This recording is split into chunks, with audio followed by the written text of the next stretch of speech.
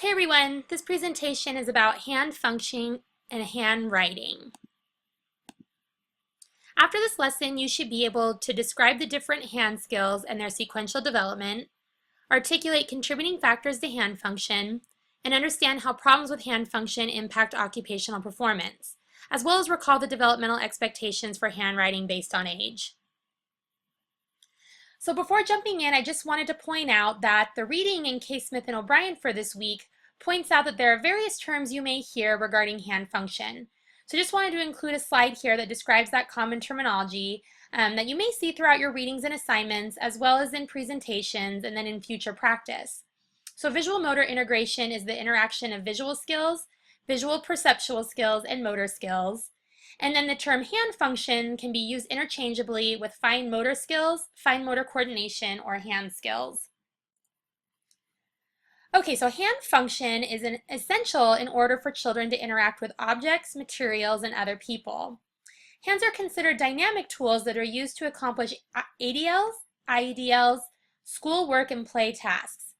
Children who have any sort of disability or developmental delay that impacts their hand function will have less opportunity to interact with, explore, and act on their environment, which can impede occupational performance. There are several complex components interacting together in order for an individual to have effective hand use, including hand function, postural mechanisms, social emotional function, cognitive capacity, and visual perception. Using a dynamic systems theory and top-down approach, OTs consider how development of hand function may be influenced by an individual's innate developmental abilities, as well as contextual opportunities and barriers. First, social and cultural factors are likely to play a role in hand development, including a child's socioeconomic status, gender, role expectations, and the materials and objects they have available to them. An example would be whether a child's culture uses forks and spoons for eating or uses chopsticks. Obviously, these different expectations regarding the fine motor skills needed for self-feeding with different utensils would influence the child's hand development.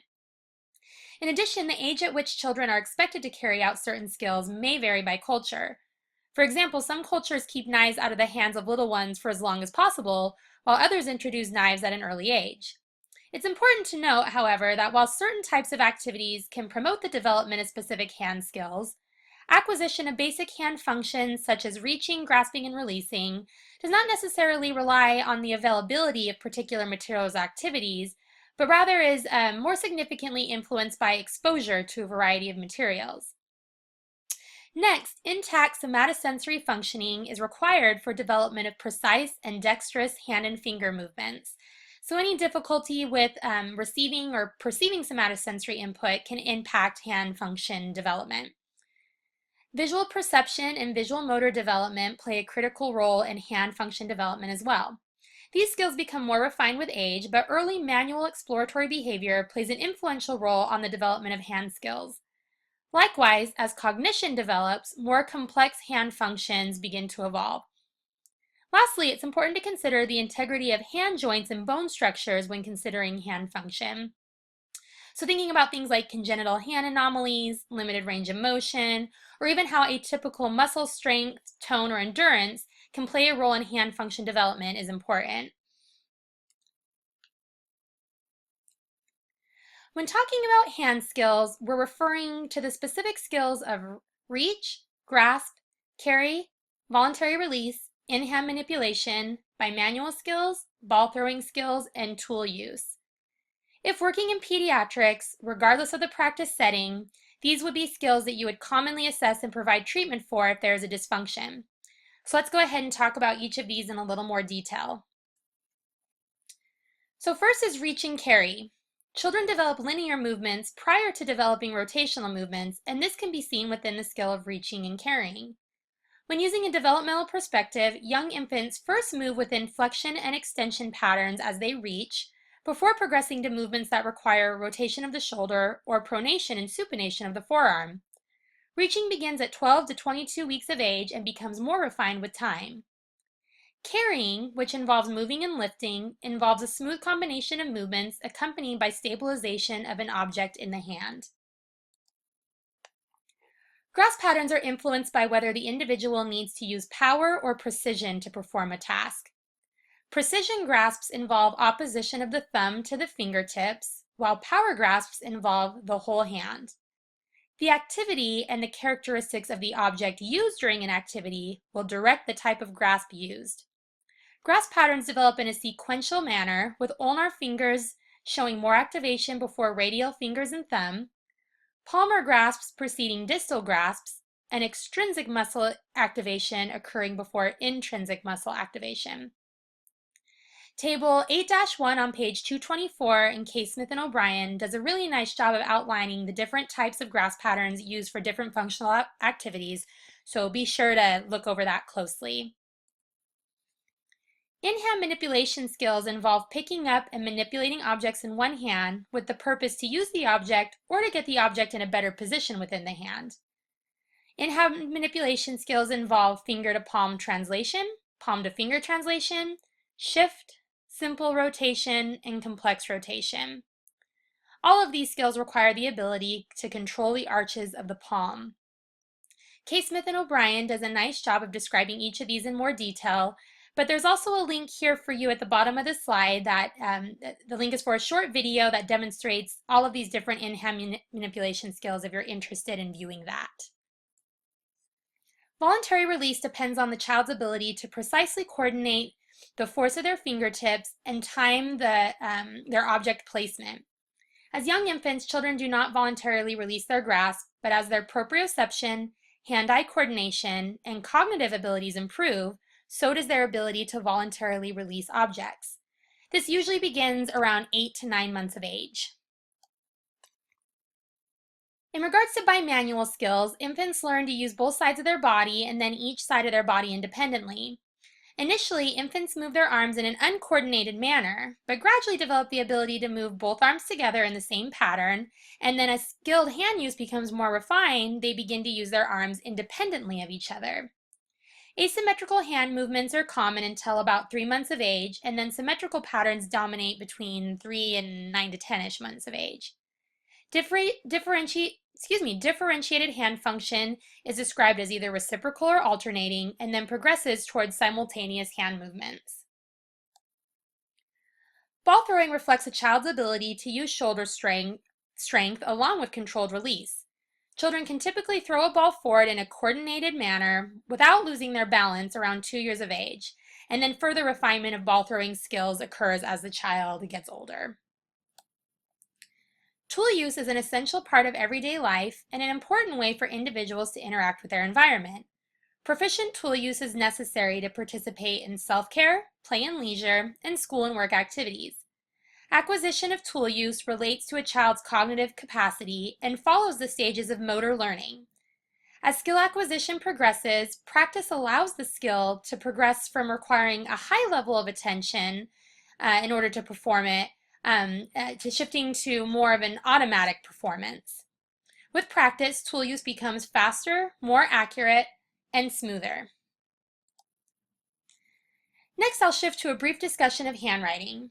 OTs working in the pediatric population, and especially those in school-based settings, commonly evaluate and provide intervention for the occupation of handwriting.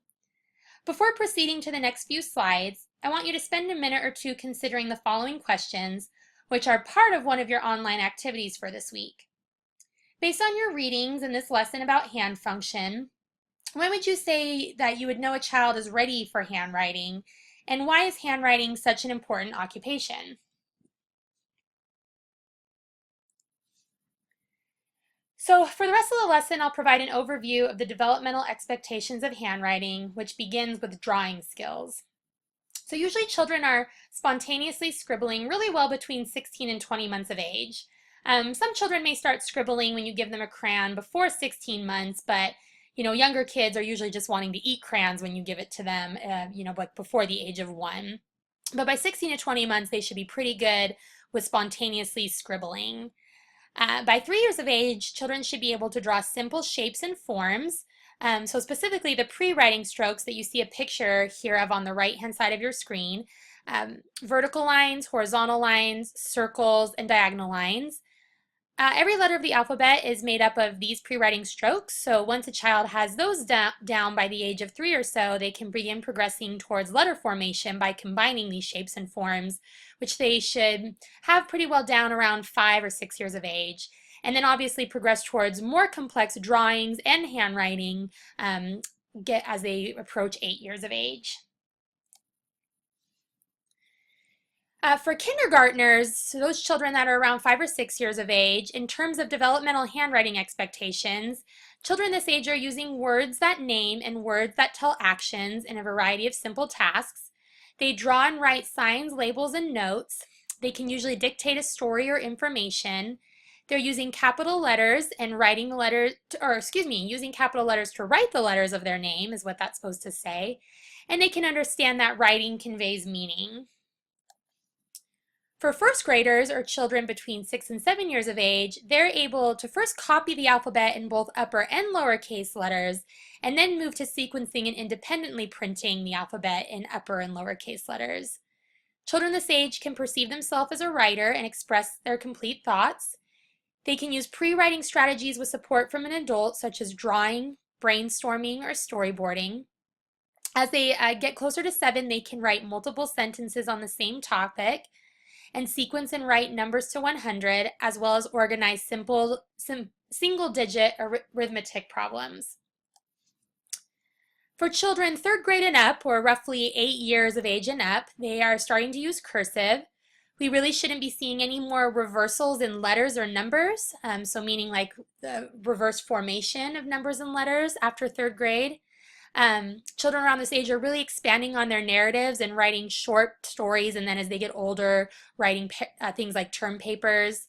They develop a knowledge of grammar and punctuation, and emphasis begins to shift towards organization, speed, and legibility. And they're also able to organize multiplication and division problems well. There are several frames of reference that can be used to guide evaluation and treatment for development of hand function and handwriting skills. And I listed a few that I commonly use in my own practice here, including motor learning, biomechanical, handwriting, visual perceptual, and sensory integration. In class this week, the handwriting and visual perceptual frames of reference will be presented. That concludes the presentation regarding hand functioning and handwriting development. You'll also be discussing handwriting evaluations and interventions in your evals and skills courses. Please be sure to complete all readings and online activities for this week to be prepared for our next face-to-face meeting in class. Thanks.